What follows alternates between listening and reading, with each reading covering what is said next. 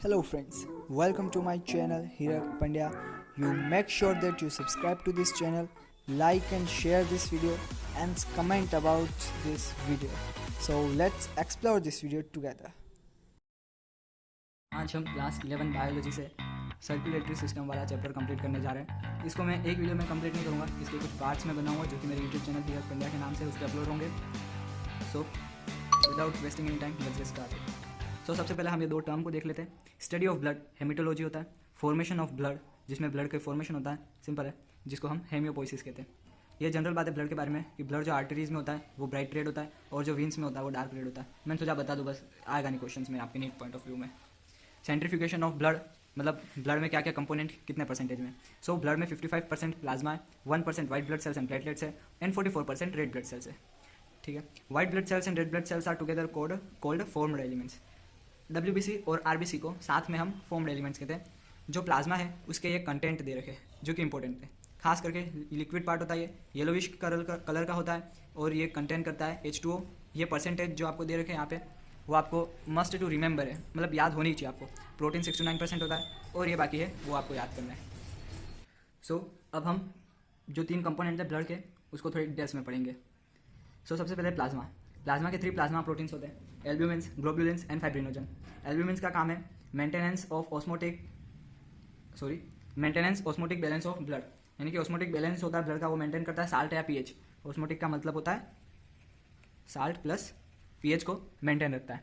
ग्लोब्युलिन्स, ये एग्जांपल है उसका, गामा ग्लोब्युलिन्स, इम्यूनोग्लोब्युलिन्स भी कहते हैं, और नॉन एज एंटीबॉडीज, जो भी डिजीज होती है उसके अगेंस्ट ये डिफेंस प्रोवाइड कराता है बॉडी को।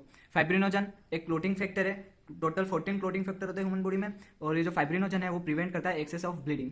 ठीक है, चलो नेक्स्ट पे आ जाते हैं हम। फॉर्म्ड एलिमेंट्स अभी हमने देखा था आरबीसीज प्लस डब्ल्यूबीसीज। सो उसमें हमारे पास है सबसे पहले प्लाज्मा, प्लेटलेट्स, आरबीसीज, डब्ल्यूबीसीज। ठीक है, सो आपको ये जो पॉइंट्स यहाँ पर लिख रखे हैं वो आपको याद जरूर करने, क्योंकि इसमें से क्वेश्चंस बनते हैं। सबसे पहले प्लाज्मा में देख लेते हैं, ये क्या काम करता है, transport nutrients, hormones and proteins. It is a yellow liquid that make a cup about 55% of the body blood volume, यानी कि 55% इसका परसेंटेज होता है ब्लड में, एक कप के अबाउट इसकी वॉल्यूम होती है, एंड ट्रांसपोर्ट करता है nutrients and hormones and proteins, simple is that. Platelets का देख लेते हैं हम। प्लेटलेट्स क्या करता है, फॉर्म क्लोट्स बनाता है जिससे कि हमारी एक्सेस ऑफ ब्लीडिंग प्रिवेंट होती है, और ये लेस देन 1% होता है ब्लड के वॉल्यूम के हिसाब से। ठीक है, तो आरबीसीज में देख लेते हैं हम। आरबीसीज आपने लोअर क्लासेस में पढ़ाई होगा आरबीसीज के बारे में। Carry fresh oxygen through out the body and remove the carbon dioxide. Red blood sales make about 40 to 45% of the blood. ये परसेंटेज आपको मैंने पहले से ही कह रखा है, जरूर याद रखना है। उसके बाद डब्ल्यूबीसीज के बारे में देख लेते हैं। Parts of bodies immune system, यानी कि ये इम्यून सिस्टम के पार्ट्स में आता है। Detect and fight viruses and bacteria. There are 5 major type of WBC and they makes up to less than 1% of the blood. बहुत काम का ये डब्ल्यूबीसीज भी हमारी बॉडी पे डिफेंस प्रोवाइड कराता है, बॉडी को किसी भी डिजीज के अगेंस्ट एंटीबॉडीज प्रोवाइड कराता है। So it's helpful for our body. So अब हम रेड ब्लड सेल्स में आ जाते हैं। अब हम रेड ब्लड सेल्स करने जा रहे हैं। तो रेड ब्लड सेल्स को हम एरिथ्रोसाइट्स भी कहते हैं, और आरबीसीज के फॉर्मेशन को हमने पहले देख लिया, उसको एरिथ्रोपोइसिस भी कहते हैं। अब फॉर्मेशन होता कहाँ, ये क्वेश्चन कभी आ जाता है। तो आरबीसीज का फॉर्मेशन रेड बोन मेरो में होता है, जो कि एक स्पॉन्जी बोन होती है और रेड कलर की होती है। ठीक है, सो आरबीसीज के फॉर्मेशन की भी कुछ स्टेजेस होती है, जिसमें कि सबसे जो पहली प्रीकर्सर सेल्स की जो स्टेज होती है उसको हम एरिथ्रोब्लास्ट कहते हैं। उसकी नेक्स्ट स्टेज को हम रेटिकुलोसाइट्स कहते हैं, जिसको कि हम इमेच्योर आरबीसी भी कहते हैं, जिसमें कि जैसे कि एंडोप्लाज्मिक रेटिकुलम, फिर माइटोप्लाज्मा, माइटोकॉन्ड्रिया, ये सब डिसअपियर होने लगते हैं, और हीमोग्लोबिन वास्ट में एक्सप्रेस होता है। फिर वहाँ से विटामिन B12 की हेल्प से और फोलिक एसिड की हेल्प से और आयरन की हेल्प से वो ग्रो होती है और मैच्योर आरबीसी बनती है, जिसमें सिर्फ और सिर्फ हीमोग्लोबिन होता है, जो कि डिस्कॉइड शेप का होता है, इन्यूक्लिएटेड होता है, और लॉस ऑफ ऑर्गेनल्स, जो कि हमने देखा है एंडोप्लाज्मिक रेटिकुलम, माइटोकॉन्ड्रिया, ल्यूकोसाइट्स, ये सब डिसअपियर हो जाता है। उसके बाद आती है हमारे पास life span of RBCs is 120 days. ये इंपॉर्टेंट है, ये याद करना है। फिर एक क्वेश्चन आता है ग्रेव यार्ड ऑफ आरबीसीज, जहाँ पर आरबीसीज का डिस्ट्रक्शन होता है, यानी कि आरबीसीज डेड होने के बाद यहाँ पर जाती है और एक रिजर्वायर के तौर पर काम करती है, जिसको कि उस जगह को हम स्प्लीन कहते हैं। उसके बाद आ जाते हैं जनरल कुछ चीज़ें हैं। एबनॉर्मल कंडीशन है, अगर आरबीसीज का काउंट डिक्रीज हो जाता है, नंबर डिक्रीज हो जाता है, तो हम उसको एरिथ्रोपीनिया कहते हैं, और उस डिजीज को हम एनीमिया के नाम से जानते हैं। अगर नंबर इंक्रीज हो जाता है तो उसको हम पॉलिस्थीमिया कहते हैं। नंबर आरबीसीज का इंक्रीज हो जाता है तो हम उसको पॉलिस्थीमिया कहते हैं। ठीक है, टोटल नंबर ऑफ आरबीसीज कितने होते हैं इस पर भी क्वेश्चन बनता है। तो मेल में होता है वो 5 से 5.5 मिलियन पर millimetre cube of blood volume, female में होता है 4 to 4.5 मिलियन पर मिलीमीटर क्यूब ऑफ ब्लड। उसके बाद ट्रांसपोर्ट ऑफ गैसेस देख लेते हैं। हीमोग्लोबिन O2 CO2, अगर हीमोग्लोबिन O2 के साथ ट्रांसपोर्ट हो रहा है तो उसको हम उस कंडीशन को हम ऑक्सी हीमोग्लोबिन कहते हैं। अगर CO2 के साथ ट्रांसपोर्ट हो रहा हो तो उसको हम कार्ब अमीनो हीमोग्लोबिन कहते हैं।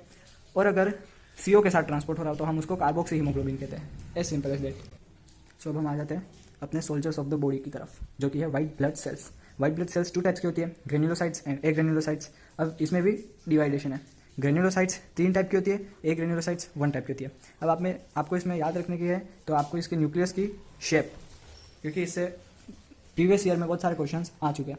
तो सबसे पहले है न्यूट्रोफिल, एसिडोफिल, बेसोफिल। न्यूट्रोफिल इसलिए क्योंकि इसमें एसिडिक और बेसिक कंटेंट इक्वल अमाउंट में, इसलिए ये न्यूट्रल अमाउंट में है, इसलिए इसको न्यूट्रोफिल कहते हैं। इसकी कंडीशन जो न्यूक्लियस की है वो बाइलोब्डी न्यूक्लियस होता है। इसमें एसिडिक कंटेंट होता है इसलिए इसको एसिडोफिल कहते हैं, और इसमें बेसिक कंटेंट होता है इसलिए इसे बेसोफिल कहते हैं। और ये एस शेप की होती है न्यूक्लियस। सो ये आपको याद रखना है, इस पर हम बाद में आते हैं। WBCs हम उसको ल्यूकोसाइट्स भी कहते हैं, WBCs को हम ल्यूकोसाइट्स भी कहते हैं, और उसका नॉर्मल काउंट ह्यूमन बॉडी में होता है 6000 to 8000 मिलीमीटर क्यूब। ठीक है, अब देख लेते हैं इनका फंक्शन क्या है। न्यूट्रोफिल PMNL, ये डेफिनेशन बहुत मैं लिख लीजिए। PMNL पॉलीमॉर्फो न्यूक्लियर ल्यूकोसाइट, याद रखने का, ये फेगोसाइटोसिस का काम करती है। एसिडोफिल एलर्जीज को प्रिवेंट करती है। बेसोफिल्स सीक्रेटरी नेचर की होती है और 3 टाइप्स के सब्सटेंस सीक्रेट करती है, हेपेरिन, हिस्टामाइन, सीरोटोनिन। इन तीनों के अलग अलग फंक्शंस है। सबसे पहले हम देख लेते हैं हेपेरिन का। ये एंटीकोएगुलेंट है, क्लॉट बनने से प्रिवेंट करता है। हिस्टामाइन ये इन्फ्लेमेशन में हेल्प करता है, और मतलब होना नहीं चाहिए उसे तो। और सीरोटोनिन जो कि एंटी इन्फ्लेमेशन है, ये ग्रेट है। अब आ जाते हैं हम एग्रेन्युलोसाइट्स पे, जो कि है मोनोसाइट्स और लिम्फोसाइट्स। हमने देखा था WBCs के 2 टाइप्स होते हैं, एग्रेन्युलोसाइट्स में ये 3 आ गए, और ग्रेन्युलोसाइट्स में ये 3 आ गए, एंड एग्रेन्युलोसाइट्स में ये 2 आ गए। तो इसमें मोनोसाइट्स और लिम्फोसाइट्स होते हैं। और ये आपको याद रखना है, मोनोसाइट्स लार्जेस्ट WBC है, फेगोसाइटोसिस करती है, और लिम्फोसाइट्स स्मॉलेस्ट WBC होती है, इम्यून सिस्टम की, और एंटीबॉडीज फॉर्म करती है। अब हम एग्रेन्युलोसाइट्स के 2 टाइप, मोनोसाइट्स और लिम्फोसाइट्स को देख लेते हैं। मोनोसाइट्स में सबसे पहले जो न्यूक्लियस का शेप होता है वो किडनी शेप्ड होता है, और जो लिम्फोसाइट में होता है वो लार्ज न्यूक्लियस होता है। इस पे क्वेश्चन आ चुके हैं बहुत बार। तो जो लिम्फोसाइट्स में होता है, जो कि न्यूक्लियस होता है, वो लार्ज होता है, बहुत स्मॉल कंडीशन रहती है साइटोप्लाज्म के लिए, इसलिए उसको हम स्केंटी साइटोप्लाज्म कहते हैं। ठीक है, उसके बाद जो इनका ऑर्डर है वो भी बहुत इंपॉर्टेंट है, क्योंकि वो भी बहुत बार क्वेश्चंस में पूछा जा चुका है। तो ये आता है न्यूट्रोफिल के लिए, ये होता है लिम्फोसाइट्स के लिए, ये होता है मोनोसाइट्स के लिए, ये हमारे पास है एसिडोफिल, और ये है बेसोफिल्स। इनका ये परसेंटेज भी याद करना है, ये आप देख लेना।